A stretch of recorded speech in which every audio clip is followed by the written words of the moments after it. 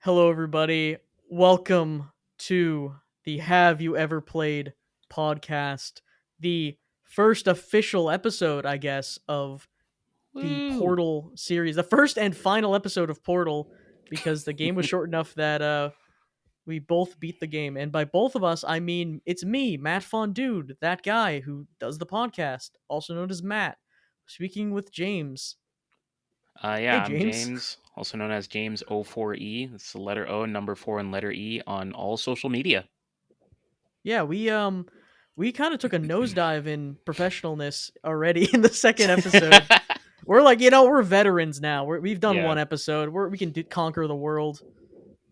But yeah, if you haven't listened to a previous episode, we are the HYEP Have You Ever Played podcast, which we're basically like a book club for games. Each week, we're going to be talking about a game. We're going to be playing through that game. If it's a long game, it might be chapter by chapter.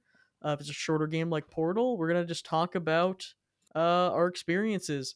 So the first episode, we just talked about remembering the game. We haven't actually touched it, and today we've beaten the game and we're ready to discuss a lot of things. And I'm Yes. so excited. Let's just dive right into it. James, what was your impressions playing this game again? And I thought it was great. I definitely had a much easier time than I remember or than I expected I would based off of my memory of the game. I think it was really cool that like each level was essentially either introducing a new mechanic or reinforcing it by having you apply it in different ways, making it a little bit more challenging, or combining it with other mechanics. Which I think in general is really good level design. Does a really good job of like hammering everything in and making sure like you know things very well. So you walk Yeah, away from each level feeling like you've improved. yeah, I completely agree with that. I honestly found myself enjoying this game way more than I thought I would. I think I too had some of those childhood memories of being stuck and frustrated in the game, Hmm. and then just playing it again was really just like a joy to play. I just went through. I had somewhat of an unconventional playthrough, which we'll get to. Like I've skipped a couple of chambers by doing some glitches and things. And that was part of the fun though. The game was open enough that you could kind of solve the puzzles in any way that you wanted. And I know that you mentioned that each level kind of felt like it was training you. And I was listening Yeah. to the Portal 1 developer commentary, and that's what they talked about, how each room is basically like a user experience testing, where they were testing the players, trying to figure out, okay, how are they going to understand this portal mechanic? Hmm. I think what's really cool is so with puzzles, the general idea is they put you in a room, I guess, and they essentially give you everything that you need to solve the puzzle. You just like need to actually look at it and literally put the pieces together for yourself. Um, what I think is really cool though, since like Portal, it has it has mechanics that are actually like attached to the players, like the portal gun. So I Hmm. think that inherently makes the player feel like they're doing stuff really creative and enables them to do stuff that's really creative. So it's not as simple as a generic puzzle where it's like, oh, you push these things onto pressure plates and then the door opens and yada yada yada. It's a little bit more it's a little bit more complex, but also at times a little bit more simple, which is what makes it really fun. Yeah, and Portal 1 specifically is designed in a way where you can solve the puzzles in very dumb and like I would say unintended ways, but in the commentary I listened to, they did mention how they would leave in certain ways to solve a puzzle that required, I guess, more skill in a way. It was more difficult than Hmm. actually solving the puzzle in the intended way, but you could it's just the joy of being able to kind of break the game or feel like you're kind of like getting away with something. And Yeah. I have so many clips throughout my stream where I was talking to James, and I'm so excited to see how he actually played through this game, because there are chambers that I didn't play like at all. I just skipped them by doing some shenanigans. Um, like the final chamber of the game. All right, we're gonna get into spoilers a little bit. Do you know the final test chamber before you actually do the whole boss fight, right? Yep. Yeah, I didn't play that. I went on that. Do you know that pathway you go down where there's a platform you ride across, Yeah, like like to into the the fire, yeah. or So yeah, if you yeah. just put a portal on the wall and then just jump back into the portal, you can keep just chaining portals together. So you could just skip to the end and then just avoid that entire segment. Oh my god. Which I'm just like, I'm just so happy that I was able to do it. That I was just like, all right, we're just like taking names, we're destroying this game. And I don't know, just Y- the fact that you're even able to do that, even though I mean that's kind of buggy and like whatever, it's just like it makes you feel so like good about yourself. Like you feel so like Yeah. clever. I don't know. There's a lot of moments in this game where I'm like throwing cubes underneath myself and like jumping up walls with cubes, which I sent you a couple of clips Hmm. which you can kind of look at while we talk and just to see kind of the shenanigans I was up to. Yeah, I was gonna say about like the ending chamber. I was actually thinking, I was thinking it was really cool because like it's like it's not really a chamber, so it feels very different for the player. There's like literally writing on the walls because I imagine they predicted like this isn't as it's not as predictable. You're not being put in a single room and saying like solve this. It's more like a I guess almost like a gauntlet run. They introduced like a few new mechanics, like the rocket robot, which is like it like aims at you, tells you when it's acquired its target, and then there's like a slight delay before it fires the rocket, and use that to like break glass and stuff. And then there's like those crushing platforms. I don't know what they're called, like Hmm. the things that like they squish. The squishers, yes. Yeah, the squishers, the squishers. I'm sure there's a name. There's somebody that probably works in like some sort of factory that thinks I'm an idiot right now, but Yeah, the, you, like you know what I'm they're talking about if giant you played Portal. industrial piston things that Yeah, like yeah, will those send you up things, into the ceiling.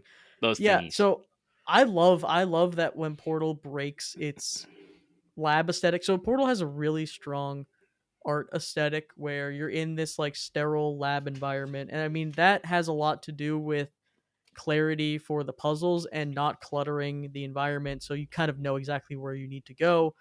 But in addition to being like a function, it does have this really nice, very clean aesthetic, which they break by having these little segments where you're getting outside of the testing facility and you're in like these rooms full of bean cans, which is hilarious. Just the cans Yeah. of beans. I don't know if you saw those littered Yeah, I think everywhere. yeah, I did see the cans of beans. Yeah. And there's just trash everywhere. And it's just I love breaking out. And Portal 2 does this later a lot as Hmm. well. But those little moments were my favorite part. Back in the day and today too, revisiting. Hmm.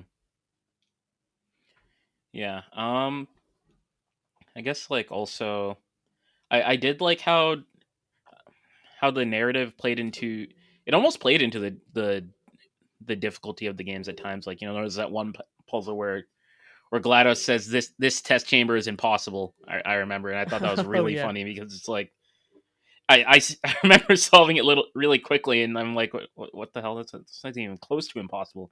I realized it was like it was a little funny for the player as well. I think because it's like it's I think it's like at the midpoint of the game, and you've had all these different challenges, and I don't think the puzzle did anything like crazy, but it just looked weird when you first came in. And it's Hmm. like this isn't necessarily like what I've seen before, but it's simple. I just do one thing and the puzzle's over, and it's like oh, I guess it's not impossible. I guess I'm good at the game. I'm just that good. Well, it's so hard to imagine going into this game for the first time, not knowing the portal mechanics, and just like that kept coming up every test chamber where I'm so comfortable, and I've played Portal 2 custom user maps that people have made, which are like insanely difficult just because people are crazy and make crazy hard Hmm. stuff. And Portal 2, I think, is actually a lot harder than Portal 1. Yeah. So when you go back to Portal 1, it's like, okay, well, I already know this. I know how to use these mechanics, but just thinking about like I was listening again to the developer commentary, like just showing people mechanics and having them understand like we need to have them look up in this chamber to do those flings where you like will jump into a hole and fling yourself out of the portal. It's like, Hmm. yeah, we instinctively know how to do that because we've played the game and we know what portal is, but like imagine entering the test chamber and then just having no idea, like, oh, you can use portals for momentum. Like GLaDOS literally says, like, you need to, speedy thing goes in, speedy thing comes out. They literally have to spell it out for you, Yeah. because it's just like, how do you teach that?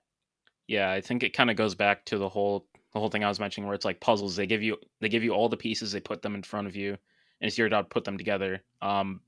For some people that are more used to other genres, that actually might not come very naturally. Like shooters, for example, like it's very like tunnel visioned genre, like first person shooters especially.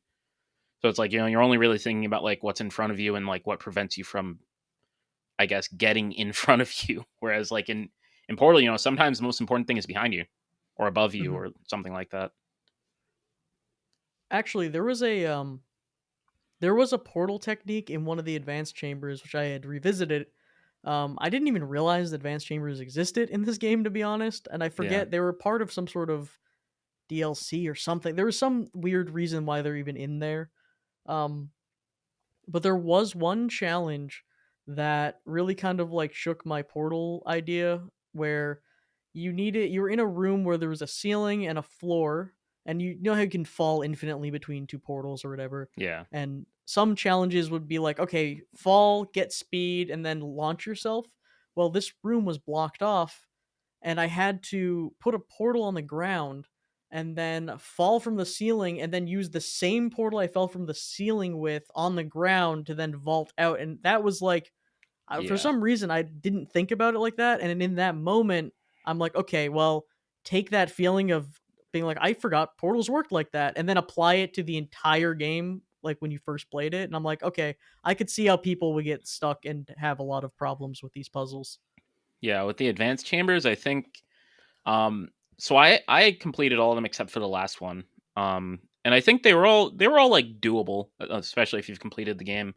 Um I think what made them a little weird at times is that it relies a bit on stuff that they don't teach you as explicitly as like the core parts of the game. Like, especially the last one where it's like you had to do like some mid-air portal stuff, and like Hmm. it's stuff that isn't necessarily intuitive. It's stuff that you would like, obviously, they're advanced chambers, so it's, for people that are better at the game. It's stuff that would really come as you like start to master the mechanics as opposed to like just learning the basics. Yeah, they definitely don't teach you in those chambers. It's more of, you already should know and just be Hmm. applying your knowledge there. Yeah, it's like this Whereas is the this isn't the mhm. lesson; it's the test, essentially. Yeah, and the rest of the game is literally just, it feel what's funny about Portal, it feels like one big tutorial. Like the whole game is a tutorial where it's like, okay, now you know the mechanics. Yeah, So when you play the modded levels, or if you play when Portal 2 comes out, I mean, they didn't, I don't know if they knew they were going to have a Portal 2, but I yeah, they did mention that people in the modded maps community they're gonna make crazy stuff. So they expected people to take the base game mechanics and then just apply them to their own puzzles. And hmm yeah, it just feels kind of like one big tutorial, but it's not a bad thing. Like, I really enjoyed playing the game. Um, yeah. is there anything that kind of like you disliked about revisiting the game? Um, hmm, I really don't think so. I mean, I laughed at this a little bit. When the portal gun first appears, and you just pick it up, and it's like, in all these modern games, it's like you're so used to having like, oh, it's a fancy pickup animation, like you need a whole soundtrack for it, like God, like especially like Doom actually like kind of parodies that really well, but it's like I just picked it up, I'm like, wow, this is it. And I don't, it wasn't like I disliked it or anything. It was just like weird because I've been so brainwashed. Yeah, there's no fanfare. Like in a Doom Yeah, 2016, you'll pick up something, you'll like examine it and like pull it around. It'll be like dun dun yeah, dun dun, like a guitar will play. You'll be like holding it. There'll be like a camo on it. A DLC icon will pop up. You'll get an achievement.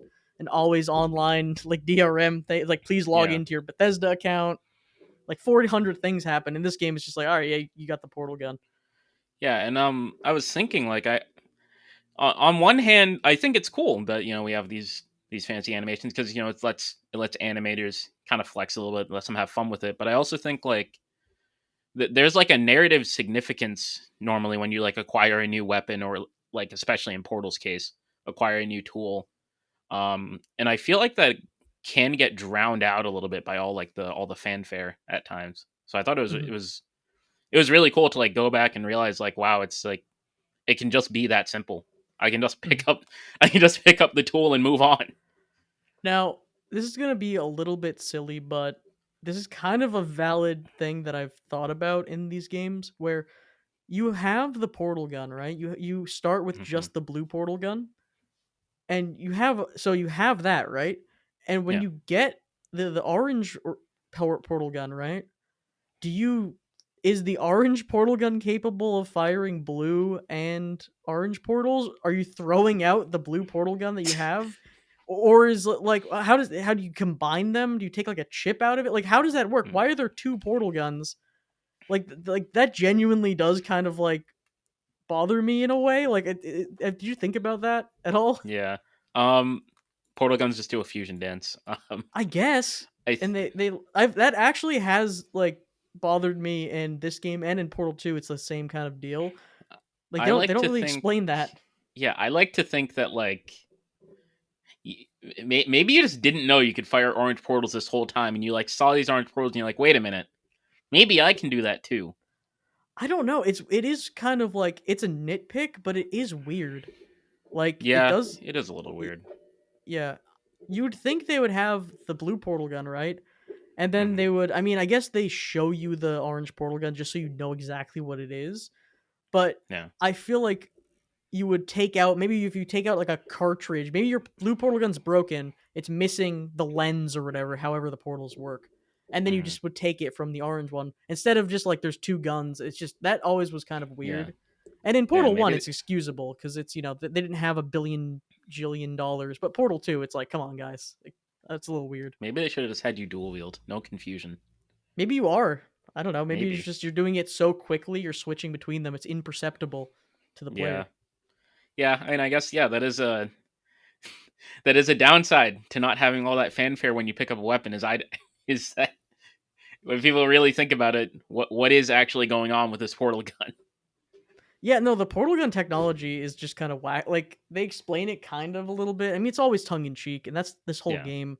And actually, one thing that I kind of found a little bit underwhelming revisiting the game was some of that humor of the Hmm. GLaDOS dialogue. I thought it was a little like overdone, and maybe it's just because like it's a different time period, and also there is so many dialogue lines that are just like memes, like "Oh, the cake is a lie." Like I'm so tired of hearing about the Yeah. cake, and that's not the game's fault. It's just pop culture. That I'm just like, okay, I'm like talking over the dialogue. I'm like, I'm good here. I don't need to know about. It's just so like overt in this game, and I think Portal 2 is Hmm. way more subtle and like kind of I think the dialogue is a lot better in Portal 2. I think the first game Yeah. is kind of they're trying to figure out what they're doing. So yeah, funny thing about that is, you see people nowadays, they meme what I'll call the Rick and Morty style of comedy where it's like, you have a joke, you keep restating and it's like you make it very obvious like this is a joke. Joke. The joke. Yeah, yeah, you made the joke. Um and, when I was playing Portal again, I kind of noticed that I'm like, damn, like it's not that it's necessarily bad. I'm sure, like, and I also think a big part of it is after Portal came out, right? A lot of things tried to replicate that. Like you think of the whole like constant presence of the villain in your ear. I always think of like Borderlands 2 as Mhm. like one of the perfect games for an example of that. Yeah, I think it's not their fault. It's just kind of it's aged a little. It's not I didn't find it unbearable. I kind of dealt with it. It is what it is. Yeah, I think there also is a game coming out. I think it's called High on Life that like Justin Roiland is writing, and I know like they have a lot of that same kind of humor. So Yeah. maybe it's more comedic for other people, or it could also just be a matter of again like oversaturation.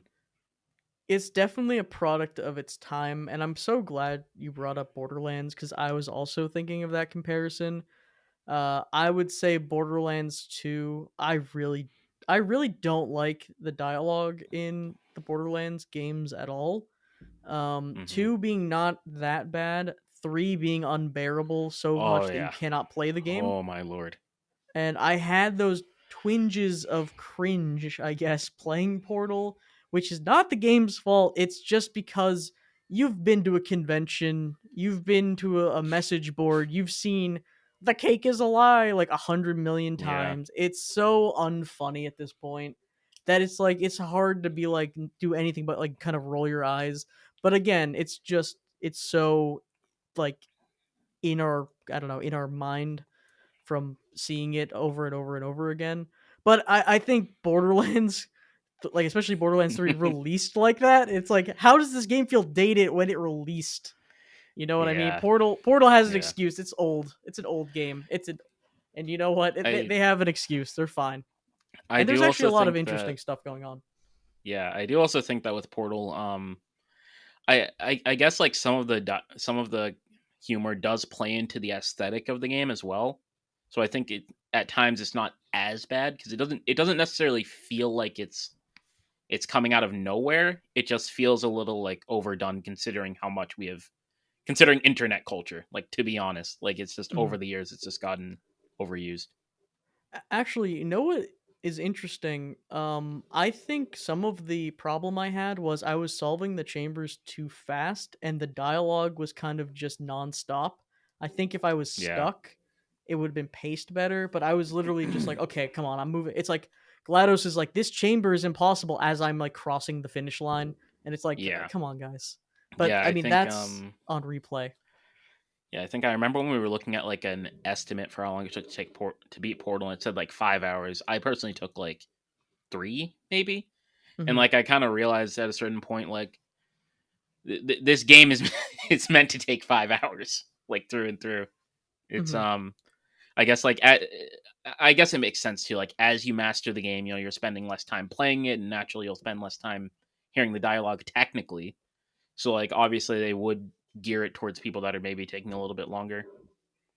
Yeah, I beat the game in an hour and 30 minutes, which is like I was blasting through that game and I was Yeah. just doing dumb. I was also skipping chambers, like jumping on cubes and like those physics props that are everywhere. I would literally make staircases out of the cameras and like just skip areas, which I thought was actually a lot of fun. I'm glad they let you do that. I was having a Yeah. blast playing it on replay.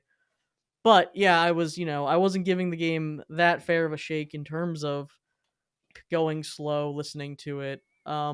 But that's only kind of like a minor complaint because there is a lot of Yeah. narrative stuff they do very well. Like when we were talking about, you get those off-site areas where you break out of the lab for a little bit and you'd see all these messages written by I believe Doug Ratman, who's in the Yeah. comics for Portal 2, which we can talk about if we play Portal 2 at some point. Hmm. Um, but there's all this hidden lore, and it's really kind of cool that they put it in there.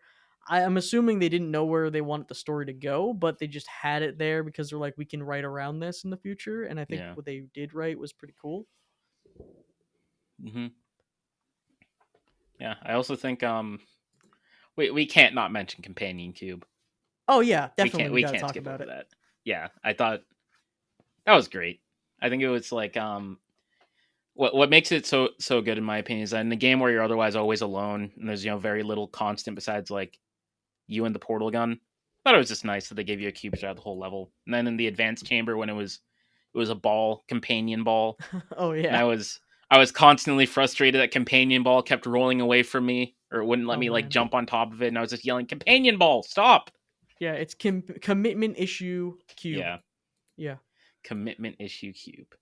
I I felt the same way. I'm gonna reference the developer commentary, which we should talk about after this too. Just the fact that Valve put in those developer commentaries, which I always loved because it was really Yeah. cool, and all the memes that spun off of that with Gay Ben at ValveSoftware.com and just all that.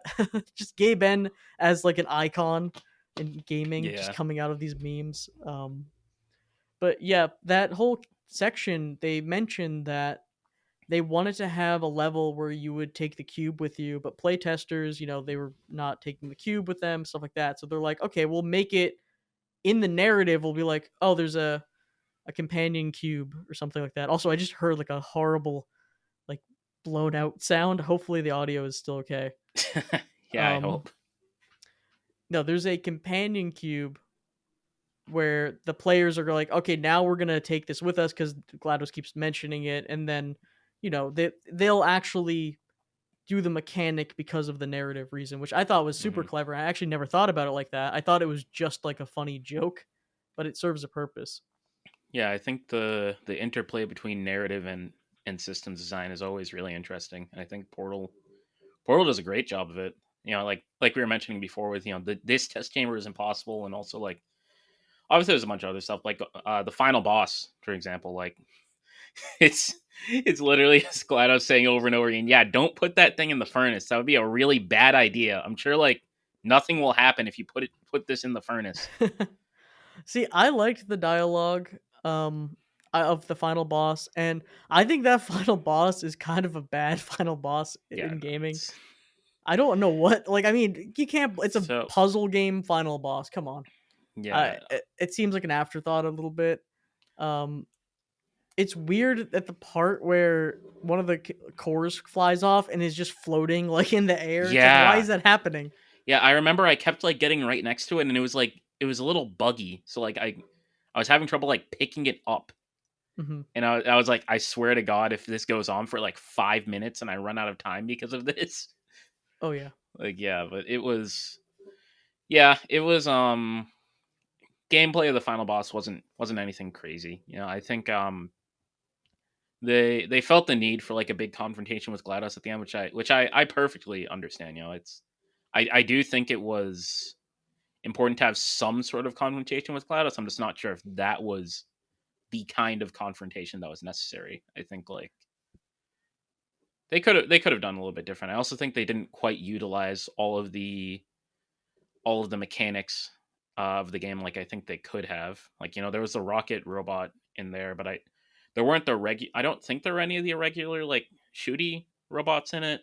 the sentries. No, it was Yeah, just straight sentries. There up weren't really the many same like thing. boxes or anything, and I feel like a puzzle game final boss like especially in a game like Portal, it really should try to use as the mechanics, and not only for like obviously like callbacks. It's fun. Like I solved something like this before, and here's like a little piece of it that I'm using to like beat the final boss. But I also think it is important to because that makes it a little bit more challenging than just essentially repeating the same thing over and over again. Because like after you put the first thing in the furnace, you've basically like solved the puzzle, so to Yeah, speak. and I do think the escape segment is kind of, I think you have to think of it as part of the final boss, like that whole Yeah. escaping ending segment, and maybe that makes it a little bit better. Because you do revisit some rooms that you've been in earlier, and now that you have the Yeah. knowledge of the portal gun, you can break them and do whatever as you escape.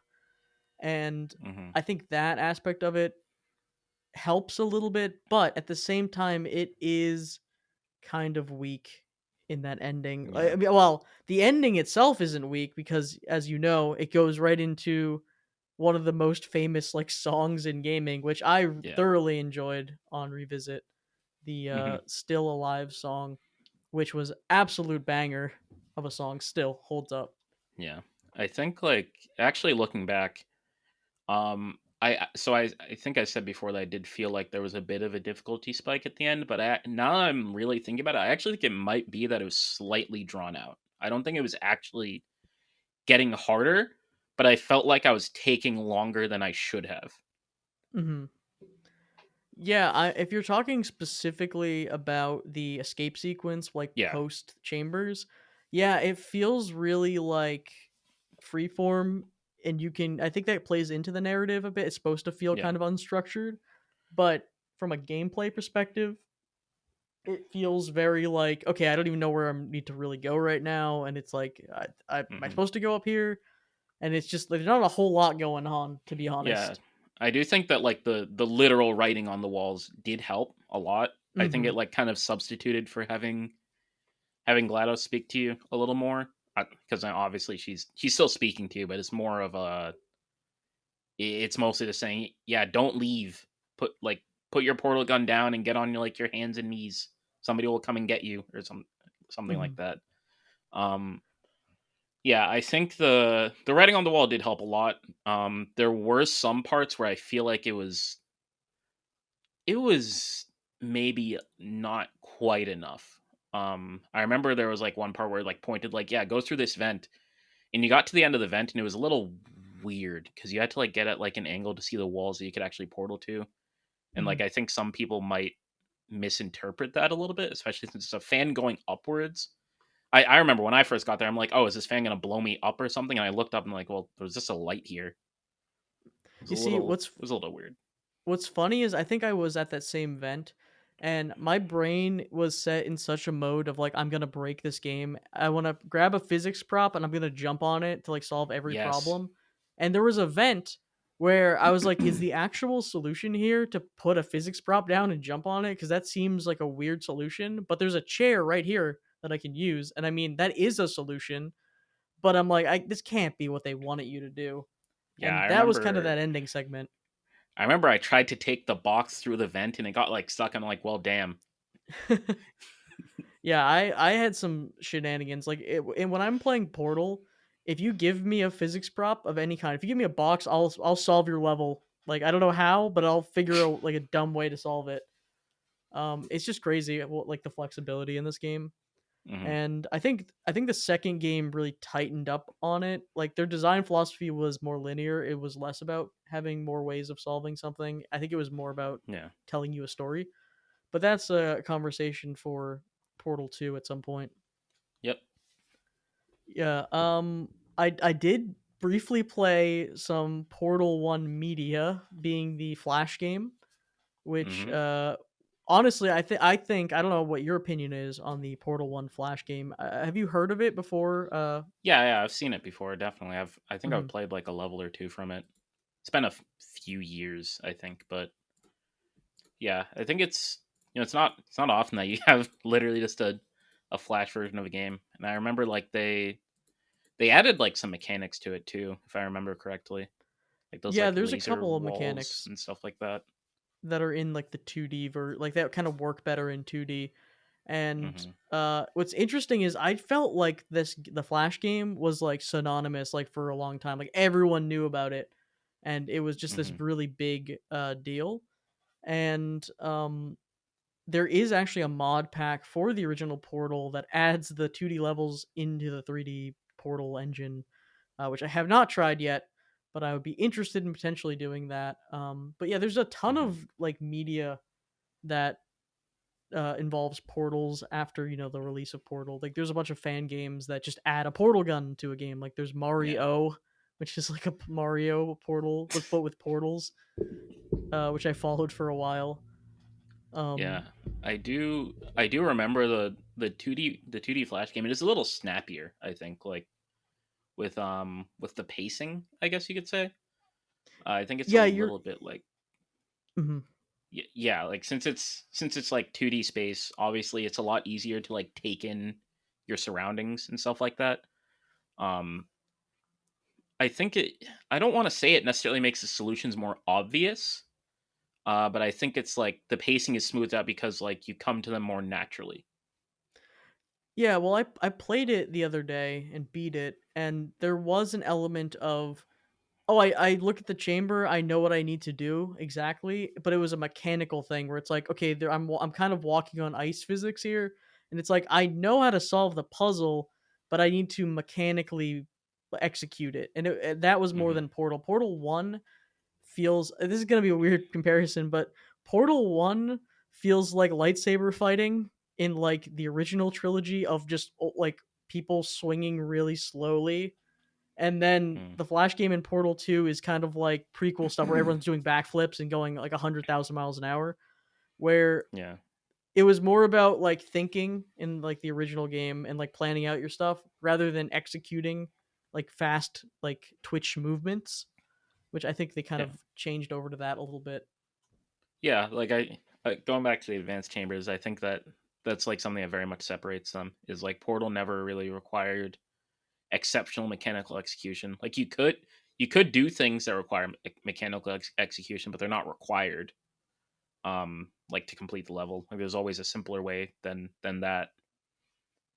Yeah, and I was just thinking about playing Portal and trying to imagine playing Portal 2 or Portal 1 on a console with a controller and just how difficult that must be. And there might be some sort of aim assist because I know now it's on the Switch, and I'm sure there's like the gyro control. You can probably use that to aim and stuff like that. Just because you need to move fast sometimes with your portals, faster than I think you could do on a thumbstick. Yeah, definitely. Console Portal is. I I pity them. I pity the Oh people yeah. playing Portal on controller. Yeah, but I'm sure now. I have to actually check out the Switch version. I'm sure there's like quality of life stuff. Like they wouldn't just release a game like impossible to Yeah, play. yeah, definitely. Um, I mean, they're also adding like. I mean, Portal has Steam Deck support. I'm pretty sure. Like, I think they had a yeah. recent update for it. So certainly certainly Valve has something for it. I trust them with that kind of stuff. They're good at localization and things like that. Well, I think we kind of covered Portal. I think. Is there anything else you want to talk about from your playthrough? Mm, I don't believe so. Yeah, I mean my kind of verdict is like I enjoyed it. So I kind of was going into this thinking that I might kind of not enjoy it as much because I've played it already. I've already kind of done the puzzles. Maybe it'll feel like drawn out. Um but I've Mm. really liked it like a lot more, and I keep kind of turning it on and like trying to get achievements and stuff as I was preparing for the podcast. Yeah. And it really makes me want to play Portal 2 and like custom maps and stuff like that. Hmm. But yeah, I really, really enjoyed it overall, despite our little like nitpicks. Yeah. Yeah. I thought it was great. I think it was really nice to revisit it. I think I noticed a lot more that I hadn't noticed before. That I think that both made the game easier and made me appreciate it a lot more for what it is, especially considering the time. 2009. That was 13 years, or not 2009, 2007. That was like A number of 15 years years ago. ago. Yeah, that was definitely a time ago. That was definitely a time and place to be. Yeah, Um, yeah. but yeah, Like back in 2007, they were making like first modern Call of Duty games. yeah, and why When you can't this really think game about be it, like a Call of Duty game? Why? I know, right? That's a complaint I had. Why couldn't I shoot more things? Yeah, and why couldn't I grab like those like military test bots and like make them shoot on command? I wanted to use one as a gun. Yeah, kind of like a gun. This game needed guns. That's what I'm Yeah, saying. It needed a level of guns. I don't know why. I was waiting the whole time. When are the enemies coming out? I want to start like shooting. It's a first person shooter. That's what I was thinking the entire playthrough. yeah. So basically, this Honestly, game was a crazy. 0 out of 10. I would not recommend it to anyone. And yeah, that was that was the podcast. No, I really liked it. I think if you haven't played Portal somehow, it's still worth checking out, and it takes up none of your time. It's literally like a 1 to 3 hour game. Like you'll breeze through it, and it's on a lot of different stuff now. So I think we should just take it over into the viewer mail section of the podcast. If Yep. you have a question, a story, a game suggestion, or you just want to ask us anything, you can send us an email at hyeppodcast@gmail.com. That's HYE. Wait, sorry, HYEP podcast at gmail.com. Make sure to send it Yep. to that one. Otherwise, we will not get it. Yeah, the Hyup podcast. All right. So uh, I'm just laughing at the question because I wrote my answer to it in the shared document we have. But James, what is the last game you refunded or that you remember Oh, it refunding? was it was the newest Borderlands game, Tiny Tina's Wonderlands. I was kind of excited for the game when it came out. I just didn't end up like buying it. I got it like a few weeks ago. I was like, oh yeah, I'll just play. I like in Borderlands games. I always do melee builds, and Mhm. like I know like from what I saw in the trailers and stuff, it seemed like they're like enabling those more. And I'm like, oh, that's cool. I'll try it out. And then I remember there was like this whirlwind ability. And I did it for the first time. I'm like, wow, this feels awful. and No, then I and then I I like thought the really game started would be playing the okay. game. I really started Oh playing the man. game. And I'm like, yeah, I'm just kind of not vibing with this. Like, it felt very similar to Borderlands 3, for better and for worse. If you've played Borderlands 3, the game was it was somehow smooth and clunky at the same time. I think that was partially Yeah. because of mostly because of performance. I think, but yeah, it was. I didn't play very much of it. Obviously, I played less than 2 hours. It was little enough that I could Steam refund it, of course. So Mhm. I can't speak for the entire game, but the first impression was not great. That's sad because I actually was gonna give that game a chance maybe at some point because I liked Borderlands 2 and I actually liked the Tiny Tina DLC. I don't like Tiny Hmm. Tina as a character really, to be honest. Um, but I Yeah, liked that DLC, and I was like, oh, you know what, this game maybe if they're focusing more on that melee stuff, like you said, it could be a lot of fun. But it's just like I guess it has that. Does it have the Borderlands 3 writing too? Because that writing was so bad. yeah. Like it just felt bad to play that game. What I also found weird is like it takes place like I think it's around Borderlands 2 because it's like young Tiny Tina, which was like uh, I don't know. I feel like Tiny Tina was not in Borderlands 3 nearly enough to like establish herself as a character who has aged, I guess you could say. So like Yeah. I was like, maybe they'll do something here. She's like what? I don't even know how old she is in Borderlands 3. Like I don't know. She's like 17. Who knows? Who knows? It's been a while. It's like yeah, maybe her personality's changed. Maybe she's more matured or something, and not necessarily that she has to be, because it's like character isn't very mature to begin with, and Borderlands isn't very mature. But like I don't know, I was slightly disappointed that it was just the same old character. Yeah. No growth. Just the same old. Just like we wanted this. Fans like this character. Let's just put them in the game.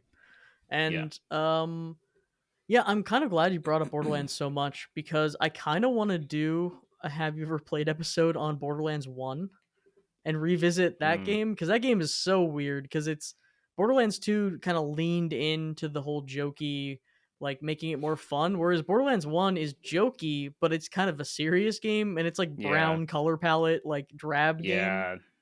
Most of the humor was like darker humor too. Like I remember Zed's intro that I remember as a kid. I like laughed really hard at that, and then I went back and I'm like, wait, that's kind of messed up. Yeah, do you remember what exactly happened in the intro? Oh, I think it was like he had a patient, and he just like literally he like took a needle and just straight up like stabbed them. Like it was a real like it went really deep, and like blood was Oh spraying man. out everywhere. And I'm like, damn, like that person could be like dying, and Oh, they're not because of definitely like dead. some pre existing thing, like because of him. Now, I do remember that the DLC, I think it was Dr. Zed's like Zombie Island whatever DLC Hmm. was notable like with that game where everyone loved that Zombie Island DLC and maybe that was kind of like the first inkling of like we're going to go full comedy a little bit with Borderlands 2 and I would be interested in revisiting 1 just to see like I've never beaten it and I know it has a Hmm. lot of issues but it could be cool to try again because I mean I haven't like thought about it in a long time. I played it on PS3 when I played Yeah. it originally, Yeah, you which know what's was really sad about that DLC? Actually, it is, I believe, the only Borderlands DLC that is officially not canon. oh Yeah, well it's I mean it's like a full zombie apocalypse thing, so yeah, I guess it makes sense. and they could have found an excuse. I think it was like a zombie island or something, and it Yeah, was who like it was knows? like Doctor Zed's brother was like running it, something like that. But I don't know. My memories Yes. of Borderlands One are really weird because I accidentally joined a modded lobby, and they were like fighting the like big raid boss in like from like one of the DLCs, I think, and like they just one shotted it, and it dropped some like gun that was like it was this like really fast firing SMG that fired like 6 shots at once, and they all did like ludicrous amounts of damage. Like they could all like probably one shot like any boss, and I was like, I was a little kid, I was like 12, so I'm just thinking like, wow, this is so cool, and I didn't realize I was literally just ruining the game for myself. Oh yeah, now nothing you get will be better. Yeah. And you're just like, this is lame. Um so I guess my game that I last refunded is very sad because it was Fallout 76 and I Man. didn't buy it. I bought it recently because it was like $5 or something on sale. And I'm like, people say it's good now. Maybe it's like fun. I'll like enjoy like a couple hours of it. It might be worth checking out. It's like not a big investment. And I get into the game and already it's like there's already issues where I think it crashed like as soon as I launched the game, but then I was like, all right, whatever.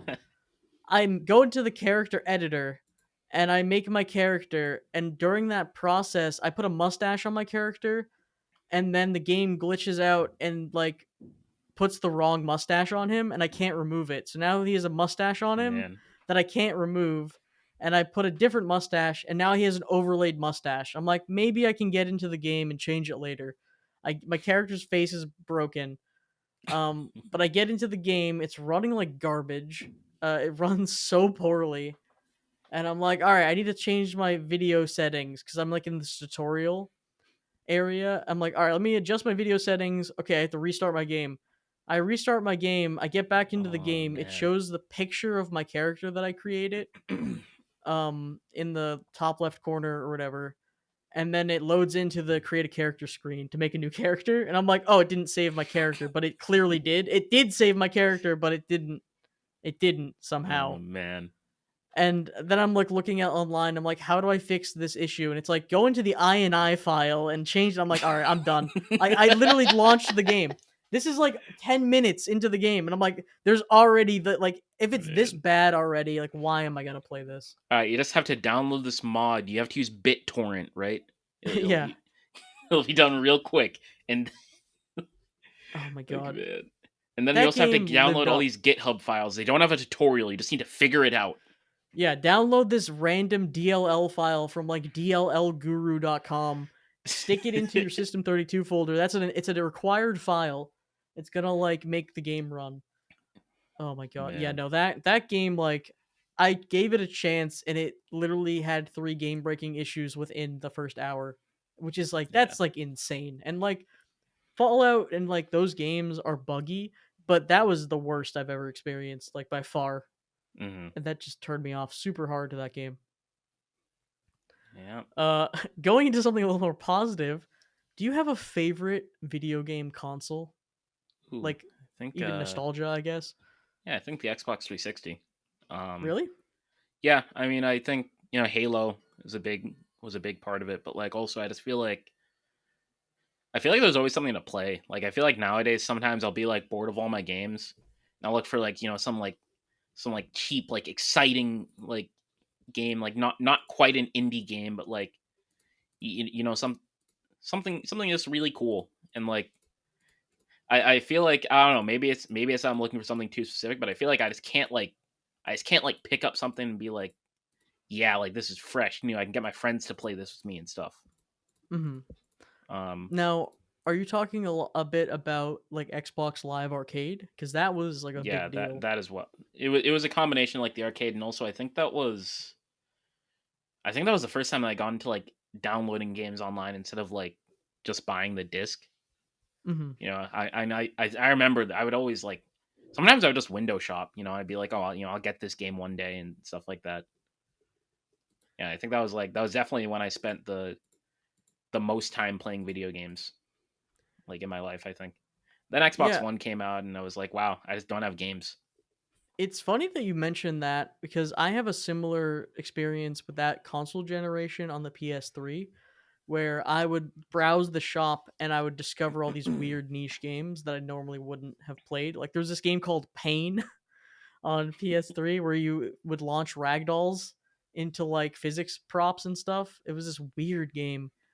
And just like discovering weird games like Nobby Nobby Boy and like these weird indie games, and having that ability to have like that kind of discoverability. If you talk about things like Steam used to be a mark of quality. Like everything on Steam was pretty good because they had that Hmm. big process to get stuff onto Steam. Now anything can be on Steam and everything is on Steam. You can't I find mean, anything. sheesh, There's I have too a game much on Steam. Like garbage. if that tells you anything about the quality they're accepting. Yeah, there's a lot of dubious things on Steam. Yeah. And um I will say there was something about that era of consoles where I think also PlayStation and Xbox, not everyone could make games. Like indie games were a big deal. Like I know Super Meat Boy and stuff like that, Hmm. Fez, like all those games that are in Indie Game the movie, which I'm not sure if you've seen. Uh, Well, I don't but think I have. I've heard of it. yeah, that'd be Uh, worth checking out. It's about like the Super Meat Boy, Fez, that stuff like that, and it hmm. talks about how important the Xbox Live Arcade was, and how like Yeah. in the first 48 hours or whatever of them being on the recently added page, like that would make or break your game and stuff like that. But it's a really interesting documentary Yeah, that I you should remember check out. all the little dinky free arcade games that I would play with my friends on Xbox Live. Yeah, there's just a lot of that going on. Yeah. I will say my favorite video game console. I'm gonna go with something more nostalgic, and I'm gonna probably say the Game Boy Advance because I just love that Mm, console. Like in any iteration of the hardware, I love the hardware of the SP, like the original feeling of the Advance, and just the games. Like the games on Game Boy Advance are like crazy good. Like there's a lot of games that are really good, and the art style and like sound and design is kind of like this whole unique thing where it's not quite a Super Nintendo, but it's hmm. almost like that, but it has this like bit crushed audio that like just kind of gives it like an aesthetic. And I've noticed a lot of indie developers who are now aging up are creating games they're nostalgic for. Like they're making PS1 horror games or they're making Game Boy inspired games now, which I'm very Hmm. excited about because we've saw this whole retro revival with Shovel Knight and everything like that, which is like mimicking NES, Yeah. but now it's kind of coming around to our childhood a little bit. Yeah. I have a lot of fond memories of the Game Boy Advance as well. Funny thing about that is like I remember I got a Nintendo DS, and I also like got a DS, DSi or DS Lite. I can't remember which one it was. Did it have a Whichever camera? one. Yeah, the one with the It camera. was a DSi. Yeah, the DSi. I remember I think in total I went through five of those because the trigger buttons would like always break. And I remember I would always like have to go back to my Game Boy when it would break, and I'm like, wow, I've had this thing for like 5 years or something. It's just it's never given out on me. It's reliable. Yeah, that thing. I have two funny stories about both of those. So I had DS Lites, the white DS Lite, and I went through three of those, I think, because the hinge would always break, and I guess it was a Yeah, that happened defect. too. Yeah, that was like a defect in the plastic, which I didn't know about until later, where it was like, yeah, one of my friends had the same issue happen. They're like, yeah, we just sent it back to Nintendo. They just repaired it or sent a new one. And I was just like, Mm, I wish I knew about that before like going in through a couple of those consoles. But yeah, and the Game Boy SP, I still have it and it works.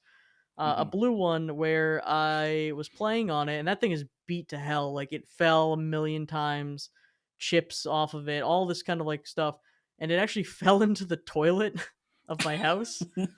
Don't ask me how, but it fell into the toilet, and we put it on like rice or whatever, which I hope he threw out afterward. Oh Uh, man. and let it like drain, and yeah, it just works. No Yep. issues. It still works today. It's like crazy how resilient that thing is. It's made Yeah, of Nintendium. those old handheld consoles, they're sturdy.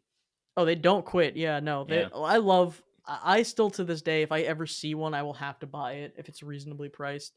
And Hmm. I'm really wanting to pull the trigger on a uh custom made one that has like a nice screen with glass or whatever. You can get some really nice custom made Game Boy SPs. Hmm. Mhm. I have a micro too, Game Boy Micro now, and Game Boy Micro. that thing is like an awesome novelty, but I can see how like that sucks. It's pretty dumb. Like Hmm. I can't imagine playing a full game on that thing. Yeah. And I remember, I remember like seeing commercials of those things, and I'm like, wow, this looks like great and all, but I don't think I'd buy it. And it came out like when the DS was out, I think. So it's like who's Yeah. buying this? Who doesn't have and the DS can play Game Boy games. It's just a weird product. But now of course they're so sought after cuz no one bought them. Yeah. So all right, moving swiftly along. Do you have a favorite obscure game, or not? It doesn't have to be your favorite. Like, what do you think the most obscure game you can just rattle off to me is right now? Oh. I'm gonna have to check my Steam library. All right, I'll just go with mine while you look. So I'm gonna bring up. I have a lot of weird, obscure games that I play, but one of them that I always like to say the name of is Korin Rinpa Marble Mania on Mm, Wii. I think it's Korin Rinpa Marble Mania, and I think it's made by Hudson Soft. It's this marble game where you use the Wiimote, and it's almost like Monkey Ball, except you're holding the Wiimote in your palm, and you can like rotate the Wiimote to rotate the world, and you can do like it's actually really fun. You're going through the level collecting gems like in a marble game, and you hmm get to the exit. And there's different marbles that have different friction and speed and all that kind of stuff. And I did do a stream of it, and it's a really short game. It's like an hour long. And I probably should stream it again at some point. But this game has this really cool physics system where you can like flip the whole world and like do these crazy speed run strats and tricks and stuff like that, which is really it's really open to that kind of thing. And then there's a sequel called like Marble Saga or something, and that game took the marble friction. So imagine how a marble rolls, right? You know, you want it to roll Yeah. around. It's like let's put a marble in glue so there's no friction. So when you move the world, it acts like a marble on like a carpet or something. It's like what where's the fun in that? Like you want a marble to roll, you know? hmm But yeah, that's my mini rant on that series, I guess. What have you figured out your game? Yeah, it's not like super obscure, but it's this game called Vanquish. I think it's like looking right now, it's like five Uh, thousand reviews See, on I've Steam, so heard of that it's not game, that so obscure. I don't know exactly, but I don't know exactly what it is. So it's basically you're like a super soldier of sort. You fight like all these crazy kinds of like robots, and it's like super fast paced. Like I remember like you could like do these crazy like jet boosted slides with like zero Hmm. momentum, and you just go like flying around like all over the place. Like it's like it was literally like Warframe on crack. And Okay. I remember you had like the ability to like slow down time or something. And I don't know. I think it was like a third person shooter. It was just really cool. I remember like it was. I think the story was decent as well. It was, kind of the generic like you were like this like macho like MC in a suit Oh, kind of John guy. Spaceman. Yeah, John Spaceman. But it was like they said like he's John Spaceman, but like he has people that are close to him, and like he's a he's kind of a dick to all his They loved took my ones. wife. Yeah, of it. I think I remember like vaguely there was some sort of romance. I can't remember what happened with it, but like I remember I did laugh at it because there was something very comical about it. I just like I don't remember the exact details, but it was a really really fun game. I remember like there was a demo on Xbox 360, I think, and I played that for like ages. It was literally just the first level, and it ended with like some boss fight where like it was just a giant like mech in the middle of like a circle. You had all these Hmm. guys on like these turrets fighting, and they were all just dying. And Oh like it was firing God. all these like homing missiles and stuff like that, and you just had to like move around like a shit ton. You're just And watching where all does these the people like romance don't play have into that while you're while uh you're getting shot at? definitely somewhere. It's Yeah. it's somewhere deep down in there. I think Yeah. now that I think about it, I think it was like the person like the generic like woman that talks in your ear like the whole Oh, the game. Like Cortana type. yeah, the Cortana. it's like Yeah. macho spaceman, get out of there. Yeah, you Like got the every 10 Samsung seconds. Bixby in your ear because you're playing some third party game. Oh man, Yeah, but you got yeah, the yeah, Bixby on speed dial. yeah. Oh I man, remember that Bixby game was just sucks. so cool. It kind of reminds me of a game called Army of Two, where it was just hmm like, it's like this like third person like PS3 like co-op shooter, where the whole point is like the whole game's like a co-op shooter, but it's just so cheesy and weird. I think it's on PC as well, but yeah, maybe we hmm could play that sometime. Yeah. Um, let's see. Are there any? You know what? We'll save that question for the next time. I think we have a pretty solid podcast going.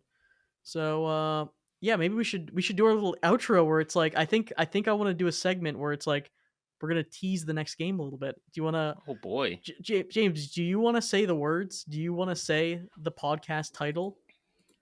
Sure. So Matt, have you Yeah, ever played this little game called Plants vs Zombies? Plants vs Zombies. You say? I have played that game on my iPod Touch back in the day. a Ooh. long time ago, and a little bit on the PC. And Mm. have you played that game, James? Yes, I remember playing it on I believe, the middle school computers during library class, and I got told to log off. All right, we'll save more of those stories for the next episode where we just discuss our history with a little game called Plants vs Zombies. Which version will we play? Because there's like 47. Oh yeah, All I don't right, know. I don't know the original. yeah, which one? All right, I've been Matt Fun Dude, and this has been a podcast. You I've been can check James. me This is out. definitely been a podcast. Yes, you can check me out on Twitch, Twitter, whatever I'm on, YouTube, Matt Fun Dude. And James, you're out there in the ethos, in the sphere, Yep. right? Yeah, James O4E on all the things. All right, awesome. Bye, everybody. Bye.